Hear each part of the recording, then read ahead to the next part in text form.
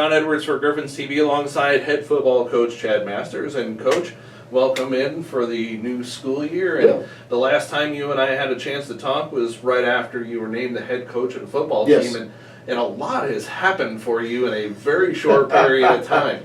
Since then I've had to, put a house on the market, sell a house, buy a house, move a family, get boys enrolled in schools, and mow and prepare for classes, and prepare a football team for competition this fall. So just a few things happened this summer. Not only coming in this year, but you had to bring in a whole new staff with you and talk a little bit about that, because that's pretty tough. You had such a short window to kind of accomplish a lot of different things and a lot of moving parts, from being out in the middle of Missouri then being here. Yeah, and that was a big part of it. I knew we had to start with a staff and bringing people in who not only could coach the game of football, but also got what we were trying to do culture-wise and program-wise. And I really wanted to find men who really cared about players and cared about their growth and their development. All players, from the youngest freshman to the oldest veteran senior, and really have an opportunity to mentor them, and kind of men who got that this coaching is about developing them and getting them to become strong Christian leaders, and getting them from point A to point B in kind of a transformational way, and not just, yes, we want to coach football, yes, we want to get the X's and O's down, and we want to do the fundamentals, and we're going to do those things, we're doing them well, but also how are we impacting their lives on a daily basis, and how we build relationships with them. And so we worked really, really hard on doing that, and I got 9 other men who want to join us. We have a staff of 10, including myself, and I really like where we're at as a staff. I think they're all excellent football minds. At the same time, they're great believers and developers of young men. Talk about some of the coaches on your staff and the fact that they've kind of come from all over the place to be here with you. Right, yeah, and I had connections with some guys in St. Louis, and through connections, I was able to meet certain people. One of them, Vince Morris, came with me from Columbia, Missouri at Father Tolton. He was my defensive coordinator there, and he assumed the same role here. So he came with me, and he's a great young coach, and really gets, like I said, the development of young men. He really buys into that relationship and development and part of it, and that was a key component. Also was able to get Pat Mahoney, a longtime DeSmet head football coach. We have some mutual friends, and he and I talked for quite some time, and it was kind of nice to get a kind of a veteran coach that has been in this league quite a few years, kind of understands the landscape both of St. Louis and also the Metro Catholic Conference. Then started picking up some guys that, like I said, through various people I knew. Scott Gerling is a guy I met before. He, like Paz, had head coaching experience. Coached our quarterbacks and helps me with the offense. And he's been at Northwest predominantly in this area, but I knew him when he was out in Mobley as an assistant coach many years back when we were both really young coaches. Sure. So we got to kind of hook up now. And a good friend of mine coached at Parkway South for quite a long time, and so there's some assistants that he had that understand where I'm coming from and what I believe in. We got Coach Gossidi, Coach G. He's from that staff. A great energy guy with kids. I mean, just really absolutely loves being with them. He's a middle school teacher by trade, so I think he's used to trying to be energetic and getting after things with the kids, and does a phenomenal job with our defensive line. Coach Matt Corals, as a young man, played at Hazelwood Central and played quite a bit of collegiate football, and he's a younger guy who really kind of those kids can relate to. Us older guys, they kind of, we look like dads and grandpas to him a little bit, but he's a good young coach, does an amazing job with our wide receivers. Tyler Jones stayed on staff, who's here with us. Him, Tim Burke, and Will Thomas are all great components. They're embedded in the Vianney community, and again, really like the kids a lot and likes this community and this school, and that energy they bring is amazing. Tim coaches our offensive line, and Tyler coaches our tight ends, and Will coaches in our secondary. So we also picked up Coach Dalton Barkham, who's a later addition, another young guy who's wanted to get into the coaching, and really kind of build from there. So I think our staff is pretty solid. I really enjoyed. We all have a lot of different talents that play off of each other and a lot of gifts. But the biggest thing uniting us is our belief in making this a very special place for these young men, and really developing to be the best that they possibly can in all facets of their life. kids had opportunity to catch up with you, especially during the summertime with summer program. We had some players go off, I know you guys did 7-on-7 a little bit. You had some players go off individually, do certain things during the course of the summer. Now that they've all come back to roost here for the start of the season, talk about the team a little bit. Cupboard wasn't bare with a lot of kids graduating last year. You still have some players that have been here for a while. Talk about how first couple of weeks have been. And it's been great. I mean, the summer was a big goal for me, is to build relationships with them. You know, coming in noon, and then they were already here. You know, just trying to figure them out, and they can figure me out, and also the staff in general. So we did a lot of install and a lot of just kind of slowly teaching things and camps, 7-on-7s, and then we really through the summer progressed a lot. You could start to see the kind of the learning taking place and the development, and the kind of getting to a point to where they're starting to execute kind of where we want to be. So we came back into this last couple weeks, and it's just kind of picked up where we left off. We got a great group of young men. I mean, and that's more importantly than anything else. I mean, we've got some really talented players, but at the same time, their attitude and their actual, you know, love of each other and their belief in one another, those intangibles is sky high, and it's been amazing to be around. You know, they're just the quality of young men we have from top to bottom is really been fun to be around. Like I said, we do have some talent coming back. That definitely helps. You know, we're strong up front on both sides of the ball. You know, when we have some young athletes who are trying to probably have some breakout moments this year. You know, and so it's just about trying to get them incorporated in everything and give them the opportunities to succeed and excel. And a lot of that's going to be things that develop over a period of time. You know, it's not going to be immediately right off the bat, but each game we're ourselves a little bit better on each practice and each day, and that's what we're going to strive for. So we're playing our best football by the end of the year. But being able to blend those veteran players with some of the new faces is going to be that's kind of the big challenge right now, and that's what we're going to work through. And I think we're making great strides in that, and really starting to elevate and pick up their pace of play and everything they're doing quite well. So I've been really impressed with how they've worked this summer and then these last 2 weeks. You talk about pace of play. One of the things that I had asked you coming in was, what should I expect? I'll be the guy who'll be sitting in the press box calling the games for you every week. And I said, what should I expect from you? And you had said that really your offense is a little bit more down the field than maybe teams have been in the past. And how does that bode for Griffin John, who's been here? He was the starting quarterback last year. And how does that bode for Griffin and the offense this year? Well, for Griffin, it puts a lot more responsibility on him. You know, I mean, there's a lot of things with the offense that we do. You know, you can define it simply as a spread air raid offense. You know, we will try to, you know, mix tempos and change speeds up a little bit. The thing about it is that, you know, the best part about it is that I think it's a great equalizer for us. We've got a lot of kids who are good athletes, who are smart, who play extremely hard. And it's about putting them in places and positions on the field in all parts that can help them be successful. You know, there's been a lot of ways to skin a cat offensively, a lot of ways to do. I mean, you can probably name an offense. I'll tell you a school that runs it really well and is successful at it. This is something that we believe in. You know, the old adage of the joke is, you know, you always have the David Goliath kind of analogy. Sure. Well, the reality is David always stands a chance to beat Goliath if he can throw the rock. So you take that over to offense. You know, our ability to stretch the field vertically and horizontally will help us run game wise, and also, you know, just offensive production wise, you know, and moving the ball. So there's going to be some opportunities for some big things to happen, and it's going to be kind of a, you know, in reality it breaks out to be kind of like Griffin's more like a point guard now. You know, he's just distributing ball to places, whether it's reads from him or whether it's dictated by the coaching staff on certain play calls. That's going to really, you know, kind of stress the field on a defense, and you mix in tempos and things like that, and you can have you know, a good recipe for some offensive production. So, you know, and that's what we work on every week. You know, we try to work our tails off as coaches, try to exploit the other team a little bit. I haven't done that quite yet because we're, you know, not in the season yet, but we're going to find ways to make our kids successful, and that could change and morph week to week or even game to game, or I mean, as far as within games. You know, as things kind of, you get the counter moves and the moves and the chess game of football.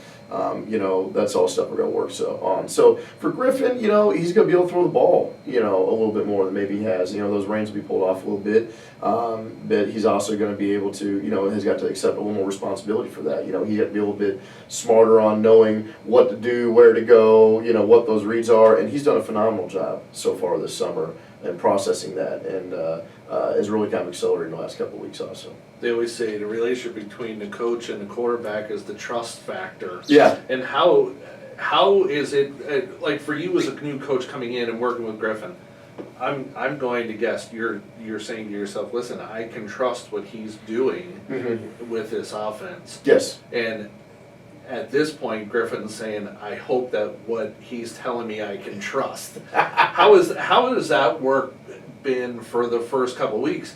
Because you're working in a real short window. Yeah. And how has that worked? It's been great. I mean, I do trust him. You know, he's got the mind for it, you know, and he wants to be good at it. And I think if you can take those things, it's easy to trust.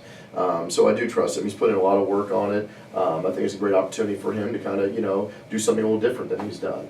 Like I said, all offenses can work. You know, is this what we ask him to do is a little bit differently, and this is what we believe in. So for him, you know, there's gonna be some growing pains probably. We realize that. Sure. You know, it's just some philosophical changes in some ways we're doing things. But I mean, there's gonna be some great moments. There'll be some moments that, you know, we'll probably be like, ooh, that wasn't so good there. But we as coaches and we as a program just realize that, and we're gonna get better. You know, and we're identify that and say, here's where we got to improve, and here's where we got to go next. And he's been open to that. He's been open to coaching. You know, he again wants to be really good at it. He wants to be a good quarterback and be able to throw the ball and distribute it. And so I've been really impressed with what he's done so far with him and with all the skill guys that have been around him. You know, they're really starting to buy into what we're doing, and just kind of really perfecting the little things now involved with the offense. It's simple, but it can be very detailed as far as some different layers of, you know, things and understanding the basic concepts that you can kind of expand upon. So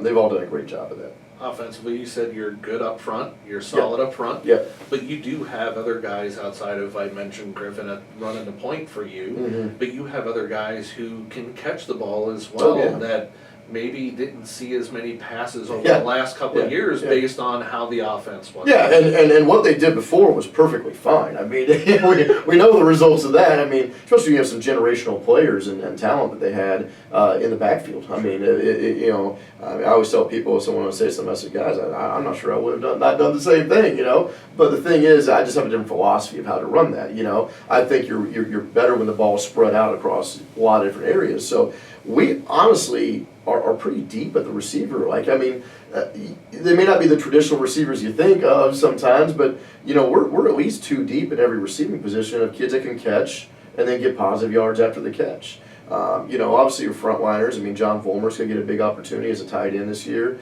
more than just blocking. I mean, he's going to be able to get an opportunity to catch a ball and do some things. So a lot of things kind of drive through him. You got Jacob McCauley as a receiver who, I mean, he is one of the better receivers I've been around in my years of coaching. I mean, just his athleticism and his you know, hands and just how he approaches route running in practice. I mean, he does a phenomenal job. I mean, but I can name off a whole bunch, you know, and you have Cannon Barkham, you know. I mean, we've even taken Cole Petrus and worked him at tight end. You know, he's so athletic, and he's kind of like John Vollmer a little bit, you know, big kind of physical targets and that can catch well and are very athletic.